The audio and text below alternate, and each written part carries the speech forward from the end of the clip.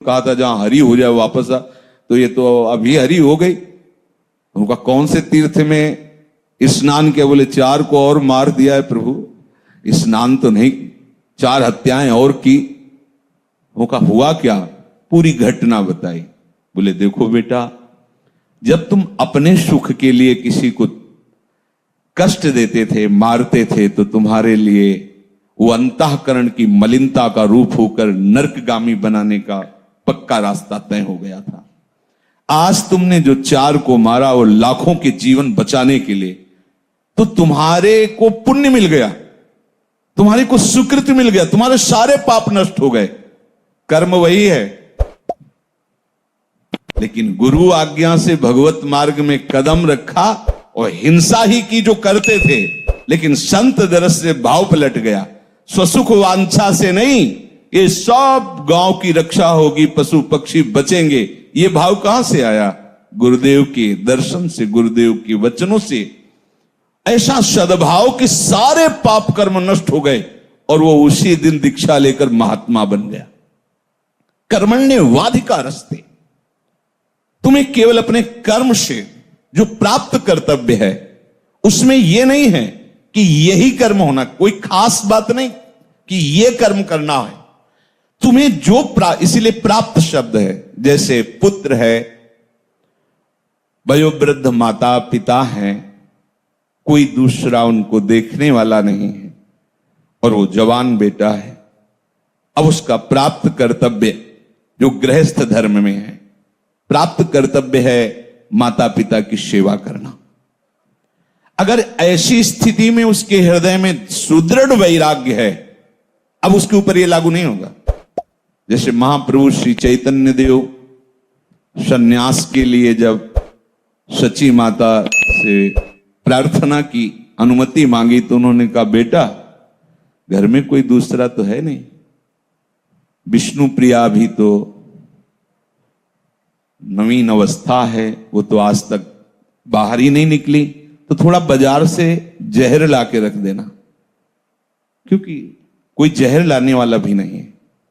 तो हम दोनों, एक तुम ही बचे हो, तुम्हारे बड़े भ्राता विश्वरूप तो पहले ही, अब तुम भी जाने की बात कर रहे हो।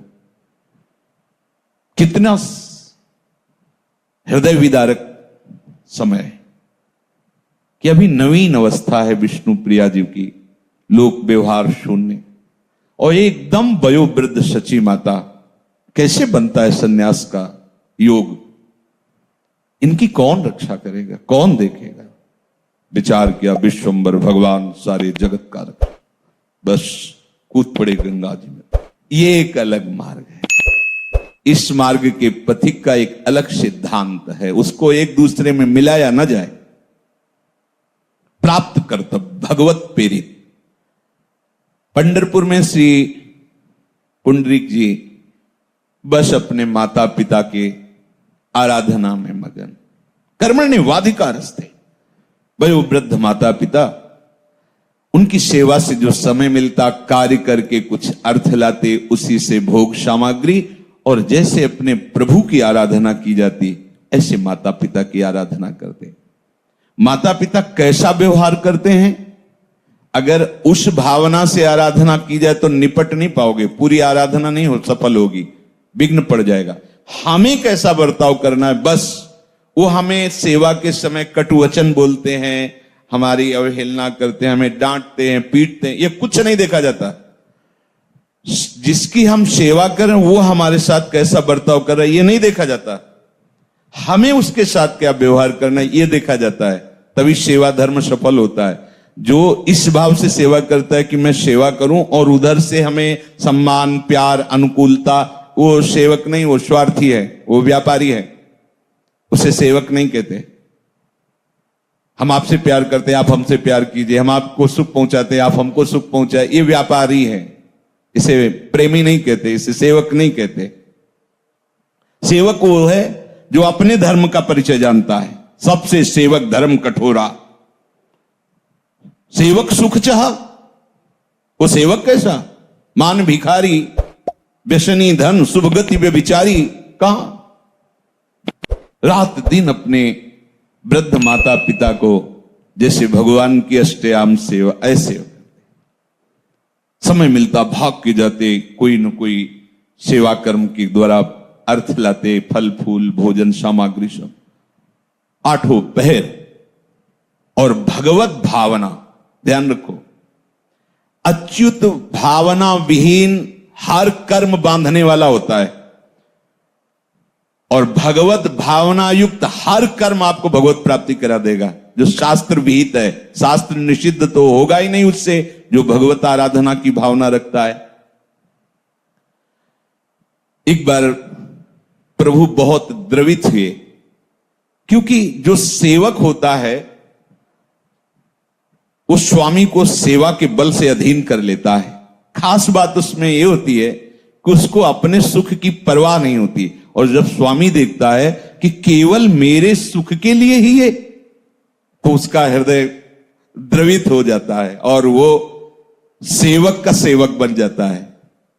ये रहस्य है, सेवा में बहुत बड़ी सामर्थ्य है। प्रभु विट्ठल भगवान जब वो सेवा में लगे थे अपने माता पिता, पीछे से आवाज दी, पुंडरीक, जो बड़े बड़े योगियों को भी दर्शन वांछनीय है वो दर्शन कर लो, मैं स्वयं चल के आया हूं तुम्हें दर्शन देने। कौन हो? कहा भगवान। एक ईंट उठा के से, जब तक हम अपने भगवान की सेवा नहीं कर लेते तब तक हम आपको देखेंगे भी नहीं। ऐसे भगवान इंतजार करते हुए खड़े, आज भी वैसे ही खड़े विट्ठल भगवान। जब सेवा हो गई, माता पिता को प्रणाम किया और फिर प्रभु की तरफ देखे। प्रभु क्योंकि सबके हृदय विहारी है, निहाल कर दिया।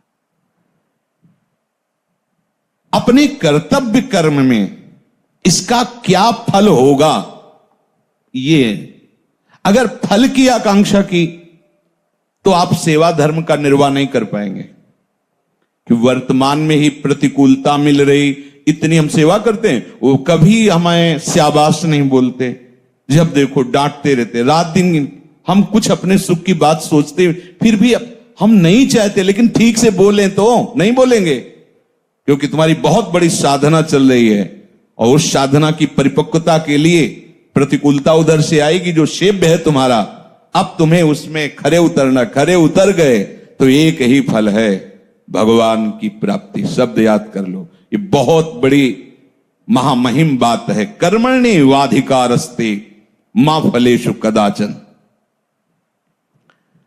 एक बार हरिपाल जी बड़ी सामर्थ्यशाली उसे ही कहते हैं जिसकी बुद्धि सतमार्ग में आरूढ़ हो और शरीर का बल दूसरों को सुख पहुंचाने में लगता हो, उसे सामर्थ्यशाली कहते हैं। जो कुमार्गगामी होता है उसे सामर्थ्यशाली नहीं कहते। जो दूसरों के स्वत्व का अपहरण करना चाहता है उसे बलवान नहीं कहते, उसे कायर कहते हैं। जो दूसरों के स्वत्व की रक्षा करता है, दूसरों को सुख पहुंचाता है और शास्त्र के अनुकूल चलता है, उसे कहते हैं सामर्थ्यशाली। शास्त्र के अनुकूल चलने में आपको विकारों को सहना होगा, प्रतिकूलता को जो सहन करता है वही सामर्थ्यशाली, उसी के आगे लगता है समर्थ। हरिपाल जी उत्तम कुल में प्रकट हुए थे। एक दिन पत्नी से विचार करके कहा कि जीवन कट तो रहा है पर नीरस सा है, ऐसा लगता है कि हमारे जीवन में एक अधूरापन है। क्या अधूरापन है समझ नहीं पा रहा, पर मेरा एक जीवन अधूरा सा, एक अशांति सी अंदर है। एक दिन एक बड़े तेजस्वी महात्मा उनके नगर से जा रहे थे, उन्होंने देखा, प्रणाम किया, भगवान घर पधारिए। संत बड़े कृपालु होते हैं, संतों को तो केवल भाव चाहिए, कोई ऐसा ना समझे कि संत तुम्हारी सेवा के भूखे हैं, रुपया पैसा भोजन के भूखे हैं, ऐसा नहीं। पर वो बहुत आदर से स्वीकार करते हैं। आप एक भी रोटी ऐसे तो आपको लगेगा भूखा है ना इसलिए, नहीं, तुम्हारे भाव को पुष्ट करने के लिए। अगर वो ऐसे ना करें तो सारे जगत का दाता आके उनको पवाएगा। वो भगवान के आश्रित जन हैं।